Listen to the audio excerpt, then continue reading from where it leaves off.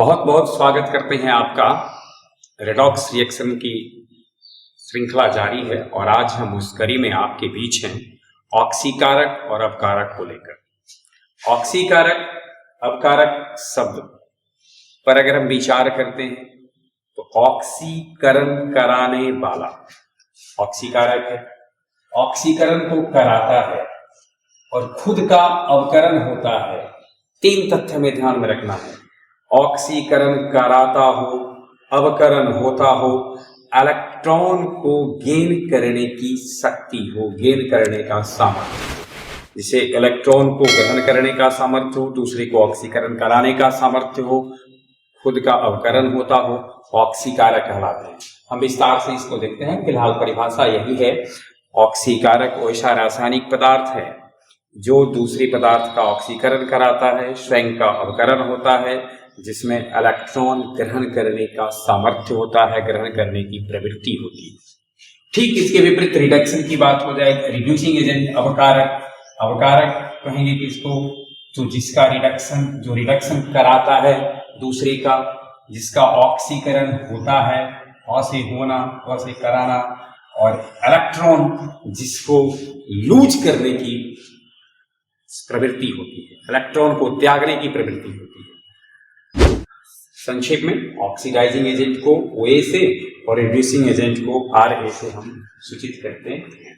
तो ये हमारा अब देखते हैं कि व्यवहारिक रूप से जो पदार्थ इस्तेमाल होता है व्यापक तौर पर, उनमें प्रमुख ऑक्सीकारक कौन है, प्रमुख अपकारक कौन है। ऑक्सीकारक अपकारक बहुत हैं, लेकिन उनमें से हम प्रमुख ऑक्सीकारक और प्रमुख अपकारक को जानते हैं। सबसे पहले हम प्रमुख ऑक्सीकारक को देखते हैं। प्रमुख ऑक्सीकारक हैं oxygen, nitric acid, dioxide. Dioxide में धातु के डाइऑक्साइड होंगे, जैसे मैग्नीज डाइऑक्साइड है। परऑक्साइड जैसे हाइड्रोजन परऑक्साइड है, H2O2। परऑक्साइड के बारे में हमने जिक्र किया है पीछे भी। परऑक्साइड ऑक्सीजन पर ऑक्सीजन, ऑक्साइड पर ऑक्साइड स्ट्रक्चर में प्राप्त होता है तो परऑक्साइड होता है। Potassium permanganate KMnO4, potassium dichromate K2Cr2O7, potassium iodate KiO3 और सेरिक सल्फेट CeSO4(2), ये सब हमारा प्रमुख ऑक्सीकारक है। अब देखते हैं थोड़ा सा कि कैसे ऑक्सीकारक है।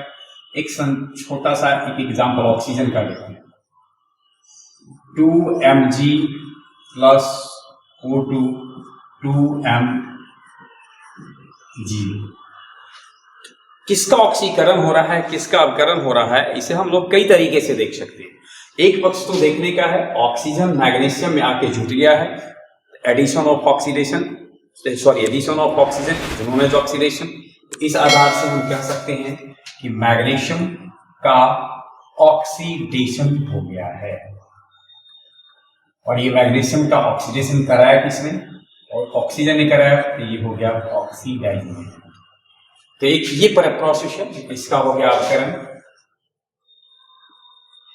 एक दूसरे तरीका से भी हम देख सकते हैं, और हम को ज्यादा ध्यान उसी पे देना चाहिए।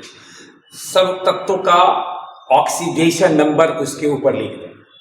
एरो मार्क्स जो है, तीर चिन्ह, उसके बाएं और दाएं प्रतिकारक और प्रतिफल के सभी परमाणु के ऊपर ऑक्सीकरण संख्या लिख दें, और उसके बाद इसको चेक करें कि किसका ऑक्सीकरण हो रहा है, किसका अवकरण हो रहा है। तो इससे अगर हम देखते हैं ऑक्सीकरण संख्या, अगर हम लिखते हैं, मैग्नीशियम स्वतंत्र अवस्था में है। हमने पढ़ा है स्वतंत्र अवस्था में सभी तत्वों के परमाणु की ऑक्सीकरण संख्या 0 होती है। इसका ऑक्सीकरण संख्या 0। O2 होमोन्यूक्लियर है और इसमें 0 है। अब यहां आ जाइए, हमने पढ़ा था कि यूजुअली सामान्यतः ऑक्सीजन की ऑक्सीकरण संख्या धातु के ऑक्साइड में -2 होती है, तो यहां -2 और मैग्नीशियम का हो गया +2। अब थोड़ा सा सोच लें, मैग्नीशियम का ऑक्सीडेशन नंबर 0 से 2 हो गया है। मैग्नीशियम का ऑक्सीडेशन नंबर 0 से 2 हुआ है, तो इंक्रीजिंग इन ऑक्सीडेशन नंबर, ऑक्सीकरण संख्या में वृद्धि को कहते हैं ऑक्सीडेशन।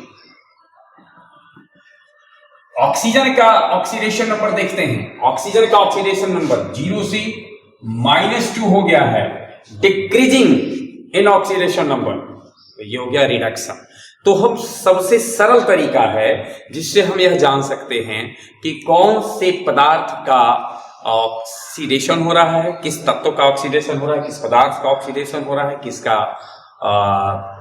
रिडक्शन हो रहा है। तो यहाँ हमने देखा मैग्नीशियम का एक और एग्जांपल हम देखते हैं। इसमें मैग्नीशियम का ऑक्सीडेशन हो रहा था। ऑक्सीडेशन कराया किसने? ऑक्सीडेशन कराया है ऑक्सीजन ने, इसलिए ऑक्सीजन हो गया हमारा ऑक्सीकारक। एक एग्जांपल और देखते हैं।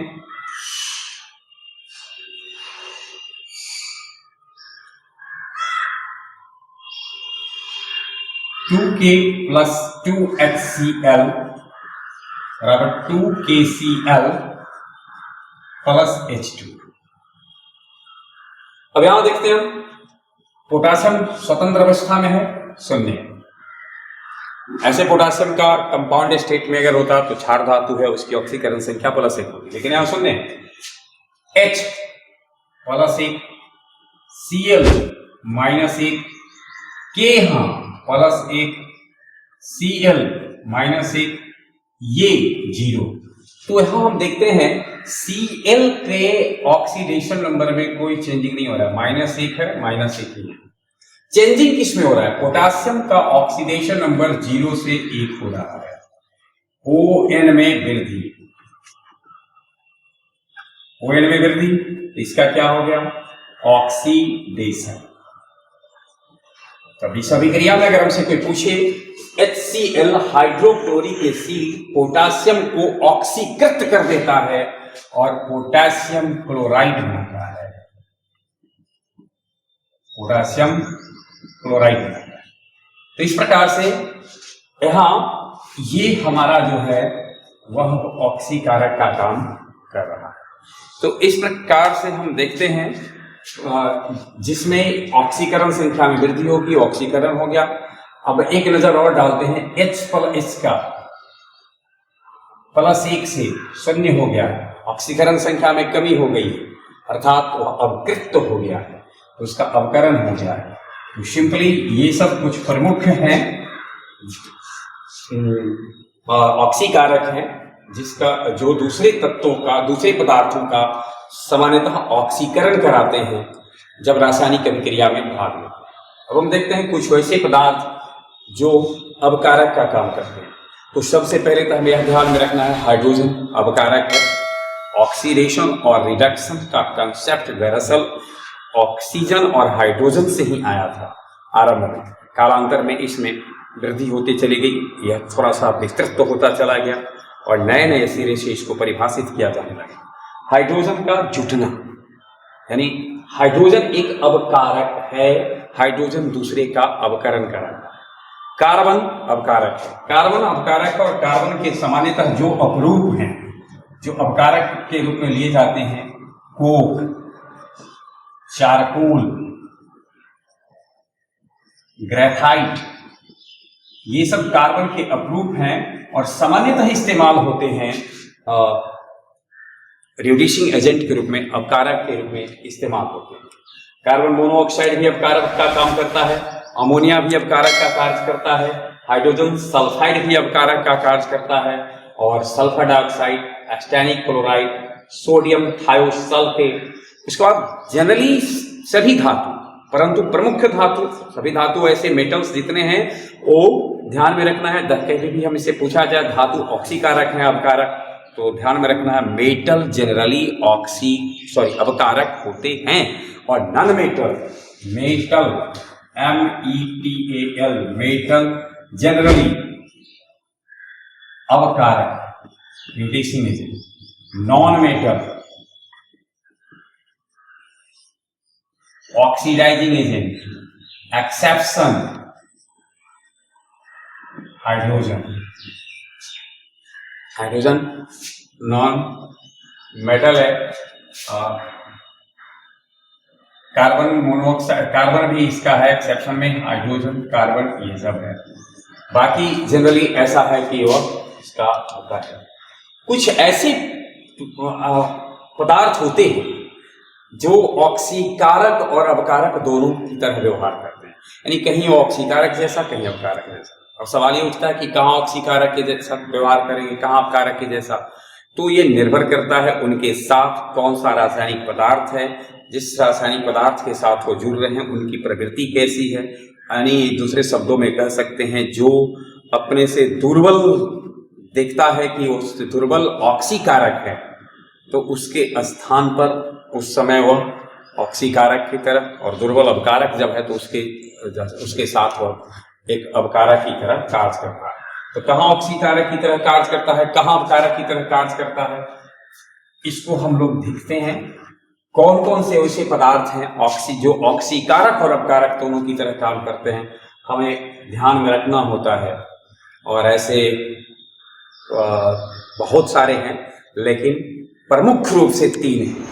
H2O2 यानी हाइड्रोजन पेरोक्साइड जो ऑक्सीकारक भी है अपकारक भी है, सल्फर डाइऑक्साइड ऑक्सीकारक भी है अपकारक भी है, नाइट्रोजन डाइऑक्साइड ऑक्सीकारक भी है अपकारक भी है, एक ओजोन भी है। हालांकि इसमें ये दोनों का बिहेव करने की प्रवृत्ति बहुत कम है, लेकिन वो भी ऑक्सीकारक अपकारक दोनों तरह के होता है। कुछ एग्जाम्पल हम देखते हैं अपकारक का। तो जैसे C+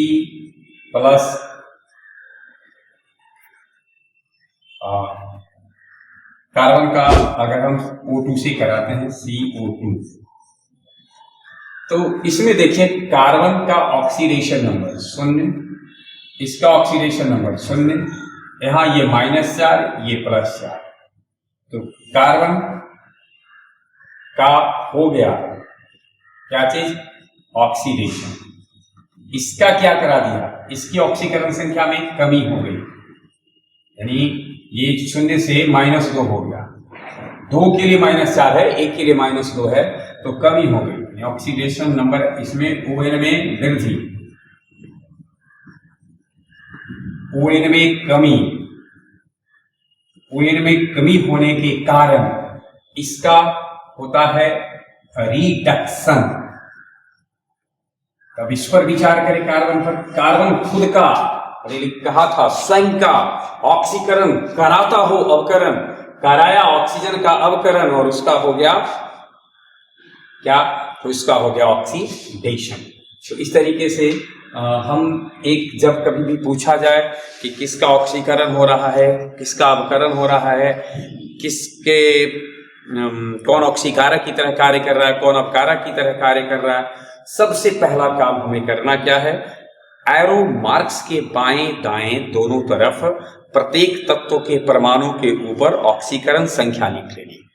एकदम ध्यान में रखना, ऑक्सीकरण संख्या लिख लेनी है। ऑक्सीकरण संख्या को अब देखना है खुली नजर से, किसमें बढ़ता है, किसमें अपरिवर्तित रहता है, किसमें कमता है। 3 स्थिति संभव है, न बढ़ने की, न घटने की, बढ़ने की, घटने की। जब बढ़ने घटने की कोई स्थिति संभव नहीं, न बढ़ रहा हो न घट रहा हो, तो न रिडक्शन न ऑक्सीडेशन। जब बढ़ रहा हो ऑक्सीडेशन नंबर तो ऑक्सीडेशन, जब कम रहा हो तो रिडक्शन। ये था हमारा ऑक्सीडाइजिंग एजेंट और रिड्यूसिंग एजेंट की सामान्य बात है। अब हम देखते हैं वैसे पदार्थ जो ऑक्सीकारक और अपकारक दोनों की तरह व्यवहार करते हैं।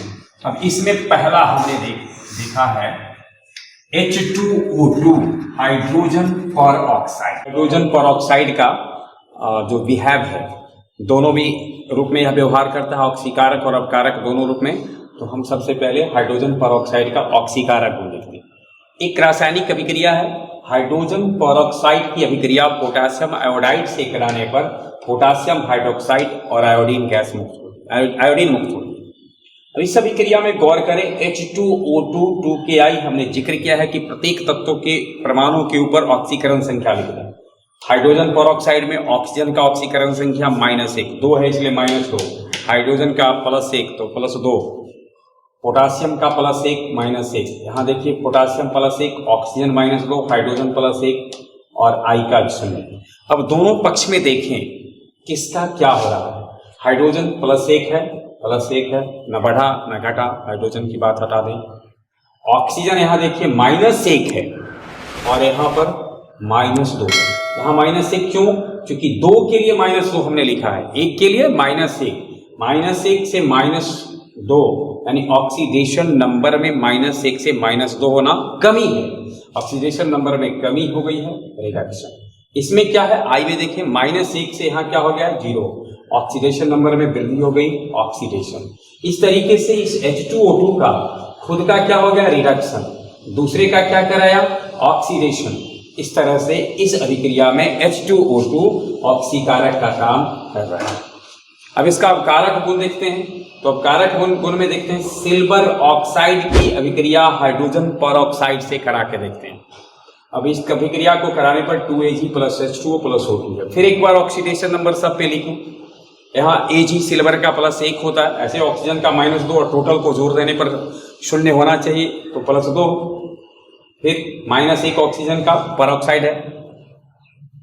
यहां पर देखें Ag का +2 है और यहां 0 हो जाता है, 2 से 0 होना, अर्थात ऑक्सीकरण संख्या में कमी हुई। ये ऑक्सीकरण संख्या में कमी हुई अर्थात उसका हो गया अवकरण। अब आगे देखने की आवश्यकता भी नहीं है, और अगर है तो ये भी देख लीजिए, -1 था और यहाँ पर 0 हो गया, -1 से 0 होना, ऑक्सीकरण संख्या में वृद्धि अर्थात हो गया ऑक्सीकरण, ऑक्सीडेशन। तो यहां हम क्या देख रहे हैं, H2O2 Ag2O को Ag2O को Ag में अवकृत कर देता। ऊपर देख रहे थे कि H2O2 पोटासियम आयोडाइड को आयोडीन में ऑक्सीकृत कर दिया था, और नीचे देख रहे हैं कि Ag2O को H2O2 Ag में अवकृत कर देता है, ऑक्सीजन को रिमूव कर देता है। दूसरा भी तरीका देख सकते हैं, इससे ऑक्सीजन का हटना, अवकरण। तो ये H2O2 का ऑक्सीकारक अवकारक दिया था। अब हम दूसरा देखते हैं, सल्फर डाइऑक्साइड। दूसरा हमने देखा है जो ऑक्सीकारक और अवकारक दोनों गुण भी है रखता है, वो है सल्फर डाइऑक्साइड, SO2। तो पहले हम SO2 का ऑक्सीकारक गुण देखते हैं। SO2 का ऑक्सीकारक गुण एक रासायनिक अभिक्रिया है, 2H2S हाइड्रोजन सल्फाइड की अभिक्रिया सल्फर डाइऑक्साइड से कराने पर सल्फर मुक्त होता है। सल्फर के का ख्याल आया तो मैं आपको बता दूं कि सल्फर आवर्त मतलब जितने तत्व ज्ञात हैं उनमें एक मात्र ऐसा तत्व है जिसका नाम संस्कृत भाषा से लिया गया, इस सुलवरी से लिया हुआ है। सुलवरी का अर्थ होता है तांबा का शत्रु, तो गंधक तांबा का शत्रु होता था, और इसी आधार से उसका नाम सुलवरी से ही सल्फर पड़ा। तो अब हम यहाँ पर देखते हैं, ये हमने ऐसे चूंकि जिक्र आया इसलिए बताया। अब यहाँ देखिए H2S, इसका -2 +2, -4 +4, -2 +2, 0। देखने से क्या पता चलता है, यहां से S आइए, S की दो स्थिति है, लेकिन हम इस S पर आते हैं। यहां से जब हम चलेंगे तो ये -2 था और यह हो गया 0, -2 का 0 हो जाना अर्थात ऑक्सीकरण संख्या में वृद्धि हो जाना, ऑक्सीडेशन। तो सल्फर डाइऑक्साइड ने H2S का ऑक्सीडेशन कराया है, इसलिए यह हो गया ऑक्सीकारक। इसी तरीके का हम इसका अवकारक गुण देखते हैं। अवकारक 2KMnO4 + 5SO2 + 2H2O अभिक्रिया करेगा K2SO4 + 2MnSO4 + 2H2SO। इस अभिक्रिया में पोटासियम परमैंगनेट को सल्फर डाइऑक्साइड पोटासियम सल्फेट में अवकृत कर देता है, इसका रिडक्शन हो जाता है। इस आधार से यहाँ पर यह क्या हो गया है, रिड्यूसिंग एजेंट। इस तरह से हमें ध्यान में रखना है। पहला देखा हमने जो ऑक्सीकारक और अवकारक दोनों की तरह कार्य किया, वो था हमारा H2O2 दूसरा जो ऑक्सीकारक और अपकारक दोनों की तरह कार्य किया वो था हमारा SO2, और तीसरा है नाइट्रोजन डाइऑक्साइड। नाइट्रोजन डाइऑक्साइड का NO2, इसका ऑक्सीकारक गुण देखते हैं पहले, ऑक्सीडाइजिंग प्रॉपर्टीज का। तो देखिए SO2 plus H2O plus NO2 H2SO4 plus NO। अब खुद से हम ऑक्सीडेशन नंबर लिख करके देख सकते हैं, बस केवल हम आप यहाँ पर यह जिक्र कर लेते हैं कि SO2 का ऑक्सीडेशन हो गया है और इसको कराया किसने है, NO2 ने कराया है, ये ऑक्सीडेशन कराने वाला। ऐसे भी यहां से देखें, अगर ये -4 है +4 है, यहाँ -2 है +2 है, तो ये इसका NO2 की बात की जाए तो NO2 में नाइट्रोजन +4 से +2 हो रहा है, ऑक्सीडेशन नंबर में इसकी कमी हो रही है, तो इसका हो रहा है रिडक्शन। तो जैसा कि परिभाषा से यह स्पष्ट है कि दूसरे का ऑक्सीडेशन कराए खुद का रिडक्शन हो, कहलाता है ऑक्सीडाइजिंग एजेंट। तो यहाँ OA ऑक्सीडाइजिंग एजेंट है। इसी प्रकार से इसका रेडिएशन प्रॉपर्टी हम लोग देखते हैं, वो रिड्यूसिंग प्रॉपर्टी एक reaction KMnO4 plus 3H2SO4 plus 10NO2 plus 2H2O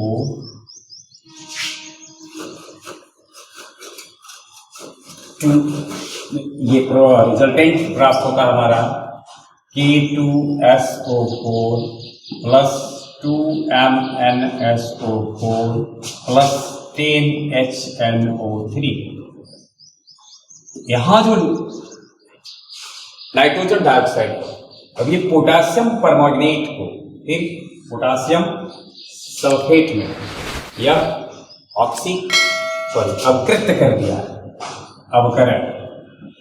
खुद से हम लोग इस पर सारे एलिमेंट पर, एटम पर ऑक्सीडेशन नंबर लिखकर देख लेंगे, सेटिस्फाइड हो जाएंगे। ऑक्सीडेशन नंबर में ध्यान में रखना है बस वही वृद्धि हो रही है कि कमी हो रही है, ये हमें देखना होता है।